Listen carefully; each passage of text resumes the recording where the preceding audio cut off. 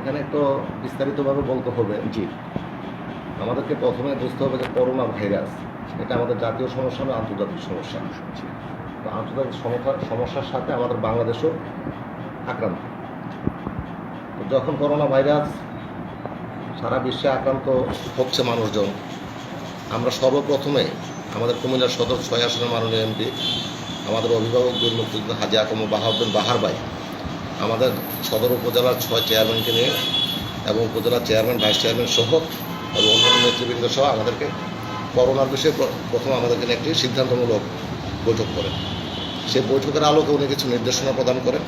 সেই নির্দেশনার আলোকে আমরা এখনও পর্যন্ত কাজ করে যাচ্ছি।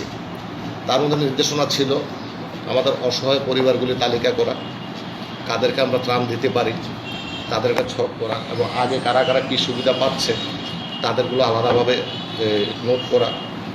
এইভাবে তালিকা করে ওই ছক মোতাবেক সরকারি পর্যায়ে যা আসে সেটা যেন ধারাবাহিকতা রক্ষা করে দেওয়া হয়, যাতে কেউ ডুয়েল না পায়। প্রকৃত উপকারভোগী যারা আছে তারাই যেন পায়, বা যারা সমস্যা আছে তারাই যেন পায়, কেউ যেন দুবার নিতে না পারে, সেই বিষয়টা আমরা সর্বপ্রথম নিশ্চিত করি। তার পরবর্তীতে যে নির্দেশনা ছিল এমপি মহোদয় আমাদেরকে দিয়েছিলেন যে ব্যক্তিগত উদ্যোগে স্বয়ং এমপি মহোদয় সহ উপজেলা পরিষদের চেয়ারম্যান ভাইস চেয়ারম্যান সহ ইউনিয়ন পরিষদের চেয়ারম্যান এবং মেম্বার যারা আছে, আমরা যেন মানুষের থেকে দূরে না যাই, আমরা যেন এই দুর্যোগে মানুষের পাশে থাকতে পারি, তাদের জন্য আমরা কতটুকু করতে পারি, যার যার অবস্থান থেকে আমরা যেন সর্বোচ্চভাবে মানবিক সহায়তার কার্যক্রমটা সর্বোচ্চ চেষ্টা করতে পারি। আপনি আনুমানিক কতটা পরিবারের মাঝে ত্রাণ দিচ্ছেন? জি জি, আমি বিস্তারিত বলে দিলাম। আচ্ছা।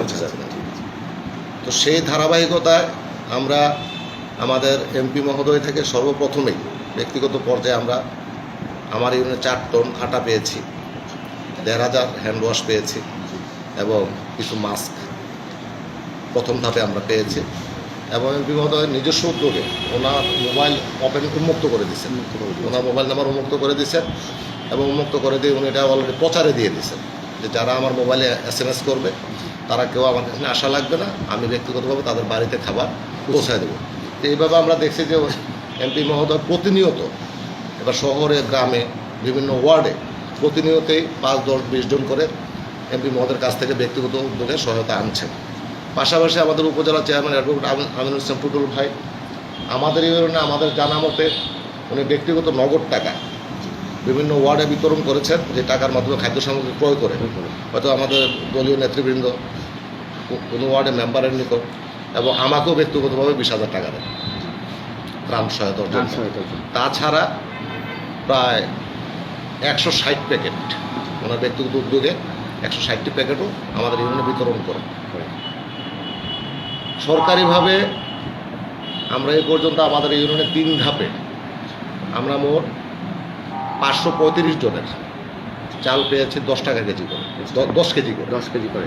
এবং এই চাল আমাদের ইউনিয়ন থেকে বিতরণ করা হয়েছে। এবং বিতরণে আমরা যে সিদ্ধান্তটা নিয়েছি যে আমাদের বিতরণকালীন সময়ে আমার ইউনিয়ন পরিষদের আমি সহ আমার কোনো মেম্বার ইউনিয়ন পরিষদে থাকবে না, ট্যাগ অফিসার এবং ইউনিয়ন পরিষদ সচিব তাদের মাধ্যমে যে তালিকা আছে তালিকাতে ওয়ার্ড ভিত্তিক যে লোকজন বিভাজন করা আছে সেই বিভাজনের আলোকে তারা কার্ড দেখে দেখে সেই ত্রাণটা ট্যাগ অফিসারের মাধ্যমে বিতরণ করা হবে। এবং সেই সিদ্ধান্তের আলোকে যে ধাপে চাউলটা আসছে সেই চাউলের বস্তা আমরা ট্যাগ অফিসার আসার পর ওনাকে হাতে বুঝিয়ে দিই, বুঝিয়ে দেওয়ার পরে আমি চেয়ারম্যান হিসেবে আমার থেকে স্বাক্ষর রাখি এবং আমরা চলে যাই।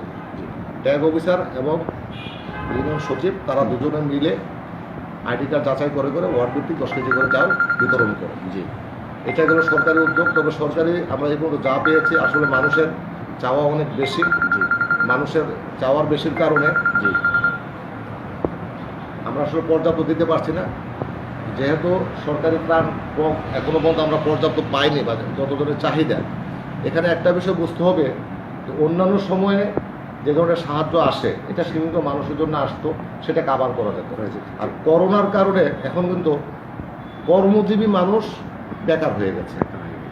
অনেক মানুষ আছে ভদ্রবেশী, তারা কিন্তু প্রকাশও করতে পারে না তাদের পারিবারিক, তো তারাও এখন সহযোগিতাটা চাচ্ছে। সুতরাং এখন চাপটা একটু বেশি।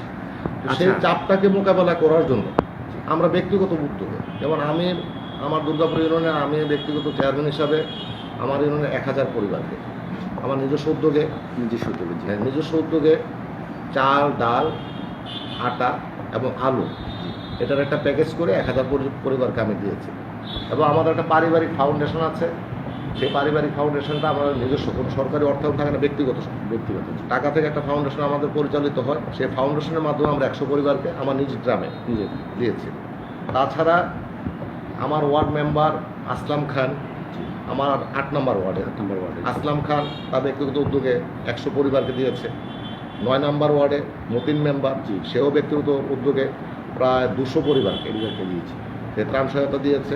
আমার 5 নম্বর ওয়ার্ডে জলিল মেম্বার, সে অনেক বেশি দিচ্ছে, প্রায় 300-400 পরিবারকে সে সহযোগিতা করেছে। এবং তার সাথে কিছু আমাদের দলীয় কর্মীরাও সহযোগিতা করেছে।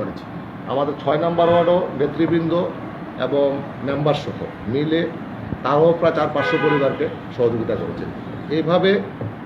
এবং আজকে আমাদের 2 নম্বর ওয়ার্ডে আমাদের জসিম মেম্বার এবং আমাদের উপজেলা আওয়ামী লীগের বিজ্ঞান ও প্রযুক্তি সম্পাদক জনাব কামাল হোসেন এবং একজন ব্যবসায়ী, বিশিষ্ট ব্যবসায়ী 2 নম্বর ওয়ার্ডের, ওনার নামও কামাল হোসেন, তারা 3 জনের উদ্যোগে আজকে 500 পরিবারকে আজকে সহযোগিতা করা হচ্ছে। এবং এটাও আজকে এসে আমাদের উপজেলা চেয়ারম্যান মহোদয় উদ্বোধন করবেন। আমারও যাওয়ার কথা ছিল, তো শারীরিকভাবে আমি একটু অসুস্থ থাকার কারণে আজকে আমি যেতে পারছি না। এইভাবে আসলে মানবিক সহায়তার যে কার্যক্রমটা সেটা আমাদের ইউনিয়নে আমরা পরিচালনা করছি। এবং ডে টু ডে আমাদের প্রত্যেকটা কর্মকাণ্ড আমরা হোয়াটসঅ্যাপের মাধ্যমে উপজেলা প্রশাসন, জেলা প্রশাসন এবং এমপি মহোদয়ের নিজস্ব যে গ্রুপ আছে সেই গ্রুপে আমরা কিন্তু সেটা অ্যাড করছি। আমাদের টোটাল কুমিল্লা সদর 6 নির্বাচনী এলাকা প্লাস নিজস্ব ইউনিয়নে কী কী আমরা দিচ্ছি। তো সেই ধারাবাহিকতা আমি গত কয়েকদিন আগে ফেসবুকে একটা স্ট্যাটাস দিয়েছি যে আসলে অন্যান্য উপজেলার জন্য এটা অনুকরণীয় হতে পারে যে সদর উপজেলায় আমরা কিভাবে কাজ করছি। যেহেতু আমাদের অভিভাবক হাজি আকম বাহাউদ্দিন বাহার ভাই মাননীয় এমপি, তিনি আমাদের পাশে আছেন, আমরা আসলে কোনো কাজ করতে ভয় পাই না এবং পিছপাও হই না। আমরা ওনার নির্দেশকে এটা যথাযথ মর্যাদা পালন করার জন্য সর্বোচ্চ চেষ্টা করছে। এবং আল্লাহর রহমতে আপনারা দেখবেন যে কুমিল্লার 16টি উপজেলা আছে, এখনও পর্যন্ত আমাদের সদর উপজেলা কিন্তু নিরাপদ আছে। আমরা নিরাপদ আছি, এখনও কোনো আক্রান্তের কোনো রিপোর্ট আমরা পাই নাই। আপনার ইউনিয়নে কোনো করোনা রোগে আক্রান্ত শনাক্ত হয়েছে কিনা? আমার ইউনিয়নে এই ধরনের কোনো করোনা রোগে আক্রান্ত হয় নাই। যারা বাহির থেকে 2 একজন আসছে ঢাকা থেকে বা অন্যান্য জেলা থেকে, তাদেরকে হোম কোয়ারেন্টাইনে রাখা হচ্ছে এবং এ পর্যন্ত কারোর কোনো করোনা পজিটিভ। আমি আরেকটি প্রশ্নে চলে যাচ্ছি এখন। আপনি করোনা সচেতনতার লক্ষ্যে আপনার এলাকায় হ্যান্ড গ্লাভস, মাস্ক, আপনার স্যানিটাইজার এগুলো ব্যবহার করার জন্য বা আপনি নিজে দিয়েছেন কিনা, আমি আমার ব্যক্তিগত উদ্যোগে 5000 মাস্ক 5000 মাস্ক একদম শুরুতেই আমার 9টি ওয়ার্ডে বিতরণ করেছে। প্লাস প্রত্যেকটা ওয়ার্ডে পরিষ্কার পরিচ্ছন্নতা এবং সচেতনতামূলক ইয়ের জন্য প্রত্যেকটা মসজিদে আমরা 6টি করে সাবান দিয়েছি এবং প্রত্যেকটা ওয়ার্ডে আমরা 2 কেজি করে ব্লিচিং পাউডার দিয়েছি। এবং ব্লিচিং পাউডারের সাথে এটা ছিটানোর জন্য আমরা সেই শ্রমিক এবং মেশিন সেটাও আমরা আমার ব্যক্তিগত উদ্যোগে প্রত্যেকটা ওয়ার্ডে আমরা সেই কার্যক্রম পরিচালনা করেছি। এবং এখনও পর্যন্ত সচেতনতামূলক সকল কার্যক্রম আমাদের অব্যাহত আছে। কেউ নতুন আসছে কিনা বা কেউ যাচ্ছে কিনা এ ধরনের বিষয়গুলি সার্বিক মনিটরিং হচ্ছে। এবং প্রতিদিন আমাদের সেই যদি কেউ আসে বা তাদের অবস্থান কি আমরা সেটা চিঠি আকারে উপজেলা প্রশাসনকে, যেহেতু অফিস বন্ধ, আমরা হোয়াটসঅ্যাপের মাধ্যমে চিঠি আমরা বিতরণ করছি। আপনার এলাকায় যদি কেউ ত্রাণ না পেয়ে থাকে, কোনো অভিযোগ আসে, আপনার অজান্তে থাকতেই পারে, যদি কেউ এরকম অভিযোগ পেয়ে থাকেন কোনো পরিবার ত্রাণ পায়নি, তাহলে সেই ধরনের কী ধরনের ব্যবস্থা নেবেন তাদের প্রতি? এটার জন্য আমার অলরেডি ফেসবুকে এবং আমার ব্যক্তিগতভাবে যারা জানে আমার মোবাইল নাম্বার উন্মুক্ত করা আছে। না, যদি আপনি জানেন যে সে ত্রাণ পায়নি, এরকম একটা অভিযোগ আপনার কাছে আসে, না ত্রাণ পায় না এ ধরনের আসবে, বহু আছে। এখন তাদেরকে কিভাবে শতভাগ দিতে পারছি না, শতভাগ আমরা দিতে পারি না, এটা বুঝতে হবে। কারণ বর্তমান প্রেক্ষাপটে যে চাহিদাটুকু, সেই চাহিদাটুকু মিট করতে হলে মিনিমাম 5 থেকে 6000 লোককে অ্যাট এ টাইম দেওয়া লাগবে। তো আমরা তো 5 থেকে 6000 লোকেরটা অ্যাট এ টাইম আমরা পাচ্ছি না, পর্যায়ক্রমে আসছে। পর্যায়ক্রমে যেহেতু আমরা, আপনি একটু হিসাব করেন যে সরকারিভাবে আমরা পেলাম 535 জনের, তারপরে ব্যক্তিগত উদ্যোগে সবগুলো মিলিয়ে অ্যারাউন্ড 2000, অ্যারাউন্ড, তাহলে আমরা 2500 লোকে দিতে পারছি। কিন্তু চাওয়া তো 5 থেকে 6000 লোক, 5 থেকে 6000 ফ্যামিলি। কারণ ওই যে শ্রমজীবী লোকগুলো বেকার হয়ে গেছে, চাপটা বেড়ে গেছে। তো সুতরাং পায় না এই কথাটা আসবে, আসবে। কিন্তু আমরা দিতে দেওয়ার জন্য আপনার চেষ্টা আপনারা করছি, যারা পায় না তাদেরকে পর্যায়ক্রমে দেওয়ার জন্য পর্যায়ক্রমে চেষ্টা দেওয়ার করছি। চেষ্টা করছি।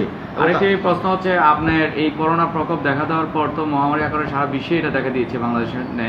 জি। তো এই আপনার বিধবা ভাতা, মাতৃত্বকালীন ভাতা, বয়স্ক এবং প্রতিবন্ধী ভাতা যে আছে, এটা কি স্টপ আছে নাকি চলমান না, আছে? এটা চলমান আছে। আচ্ছা, চলমান আছে। এটা চলমান আছে। কেউ তো আপনার যে ভাতা, কারোর ভাতা তো পাচ্ছে না এমন কোনো অভিযোগ আপনি না, পান না, নাই? এটা তো ভাতা, এটা যখন 3 মাস বা 6 মাস পর পর ভাতা আসে, জি। এটা তো যখন ভাতা আসে এটা উপজেলা সমাজসেবা অফিস তাদেরকে জানায় দেয়, জানাই তো। তাদের মোবাইলে SMS চলে যায়, তাদের টাকা ব্যাংকে পৌঁছে, এটা তারা গিয়ে ব্যাংক থেকে টাকা নিয়ে আসে, এটার সাথে আমাদের কোনো ইয়ে থাকে না।